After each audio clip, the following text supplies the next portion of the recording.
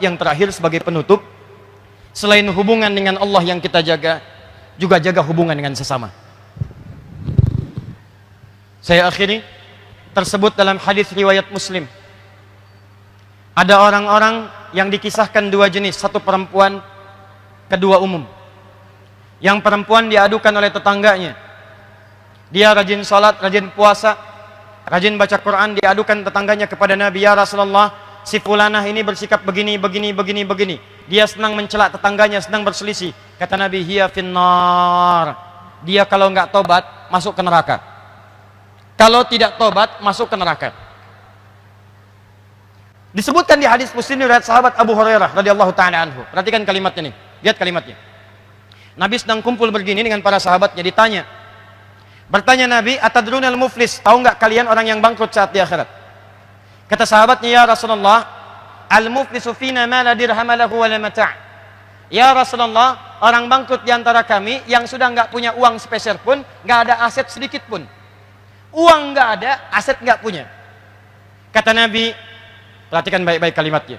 Al-muflisu min ummati, orang bangkrut dari umatku itu. Ingat, Nabi tidak menyebut umatnya Musa, bukan umatnya Isa, tapi umatku. Ada orang yang mengaku umat Nabi Muhammad disebut bangkrut oleh Nabi. Ya'ti yaumal qiyamati bi salatin, datang di hari kiamat, salatnya begitu rajin dikerjakan saat di dunia. Wasiyamin, puasanya rajin. Wa zakatin, zakatnya tak tertunda. Wa ya'ti qad syatama hadza, cuman sayang dia suka mencela temannya yang lain. Wa qadhafa hadza, menuduh kawannya yang lain. Iri hati dengan pekerjaan kawannya, kemudian dia tuduh dengan tuduhan-tuduhan yang tidak layak. Dengki dengan jabatan yang dipangku oleh kawannya. Dia berprasangka harusnya dia, kenapa kawan yang lain yang diangkat. Kemudian dia iri hati, dia dengki, dia caci maki, dia sebarkan tebar fitnahnya. Apa yang terjadi? Kata Allah, lihat kalimatnya melalui lisan Nabi. Tu'khadhu hadza min hasanati wa hadza min hasanati. Kalau ada orang salat kemudian dia menzalimi orang lain, mencacinya, maka pahala salatnya langsung dipindahkan kepada yang dicaci itu. Tu'khadhu hadza min hasanati wa hadza min hasanati. Kalau ada orang kemudian puasa, lantas dia iri hati kepada kawannya, dia bicarakan keburukannya, maka diambil pahala puasanya, diberikan kepada orang yang dibicarakan keburukannya itu. Fa in faniyat hasanatuhu, kalau habis kebaikannya, tersisa keburukannya, maka diambil dosa-dosa orang yang dizalimi itu, ditimpakan kepadanya dan dilemparkan ke dalam neraka. Maka akhlak yang kedua, tidaklah diutus Nabi Muhammad SAW kecuali untuk menyempurnakan hubungan baik kita dengan sesama. Maka kali ini saya ingin mengajak kepada kita semua, bukan cuma kita rajin salat, rajin puasa, rajin baca Al-Quran, tapi bagian yang kedua ini yang tidak kalah penting. Orang yang bisa mempraktikkan ini, maka dijamin oleh Allah langsung di Quran surah ketiga ayat 133 sampai 134, paling kanan sebelah atas di mushaf. Allah akan tempatkan orang ini di sebuah surga yang luasnya seluas langit dan bumi. Kalau nggak percaya, silakan Anda amalkan, berdoa cepat meninggal, begitu Anda selesai kembali kepada Allah. Seluas langit dan bumi, mau maraton silakan, nggak ada ujungnya. Mau koprol bebas. Apa amalannya? Amalan pertama, alladzina yunfiquna fis sarra'i wad dharra. Dia gemar berbagi dengan sesamanya. Maka ayo praktekkan. Teman-teman yang di provinsi, begitu dapat tambahan, dapat promosi, dapat macam-macam, ayo silakan infak. Ajak teman-teman, syukuri.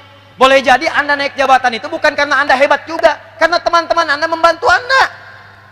Kalau nggak ada tukang fotokopi, bagaimana naskah-naskah Anda itu bisa diperbanyak?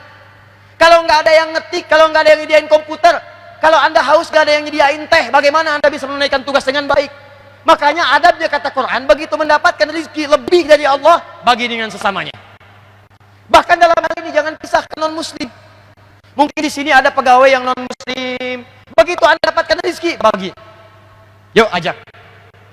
Makan yuk. Masya Allah. Tumben baik hari ini. Bukan tumben, tapi Allah memerintahkan saya untuk berbagi. Begitu mendengar kalimat Allah dalam jiwanya, boleh jadi hidayah akan terpajang dalam dirinya. Allah, besoknya dia panggil lagi, Pak, kenapa? Apa Allah belum perintahkan untuk berbagi hari ini? Anda silahkan cek. Banyak hadis-hadis Nabi itu mendorong kita untuk berbuat baik dengan sesama. Jika seorang makan makanan, masak makanan, baunya sampai ke tetangganya, maka berikanlah bagian tetangga itu, walaupun cuma kuahnya, hafal tuh dengan kuahnya. Tapi awas, jangan salah cara mengamalkan. Anda yang makan ayamnya, kuahnya bagi orang, bukan.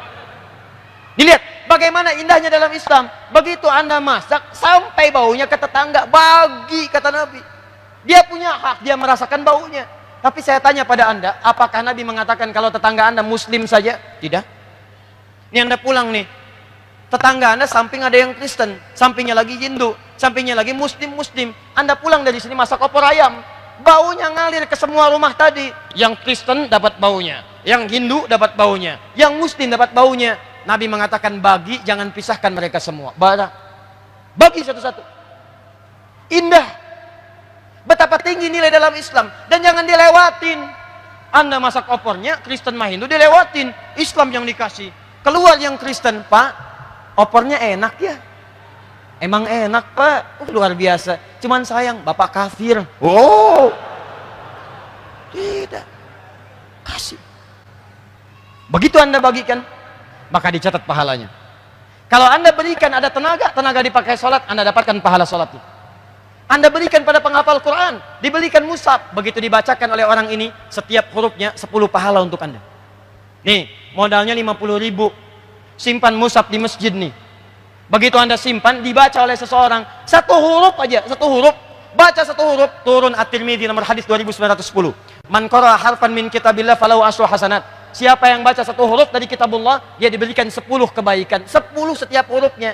Nah, Anda yang kasih mushafnya, begitu disimpan mushaf di sini, Allahu Akbar. Dia baca, Anda dapat transferan pahala. Dan hampir mustahil ada orang baca Quran cuma sehuruf. Nggak ada. Ini mushaf siapa yang kasih? Pak Gubernur. Ah, udah banyak pahalanya. Saya kasih sehuruf aja lah. Nun. Dah. Nggak bisa. Orang pasti bacanya itu banyak ayatnya. Karena itu, maaf, ketika saya tutup dengan sebuah hadis, ketika Anda ingin menjadi umatnya Nabi Muhammad SAW, Anda hadirkan dengan nama maulid atau mauludnya. Anda ingin berakhlakul karimah, maka pesan Nabi, jaga hubungan dengan Allah. Saya pun Nabi, kata Nabi, tapi saya tetap salat tahajud. Saya Nabi, saya pun tetap mengeluarkan infak. Saya Nabi, saya pun tetap berikan kebaikan kepada umat dan kawan-kawan. Saya Nabi, saya berikan harta dan hak-hak keluarga. Maka tanamkan nilai kedekatan dengan Allah. Yang kedua, jaga hak-hak lingkungan sekitaran kita. Orang tua, teman-teman, tetangga, kerabat. Kalau itu semua kita praktekkan, insya Allah keberkahan akan diturunkan di lingkungan kita semua. Siap insya Allah?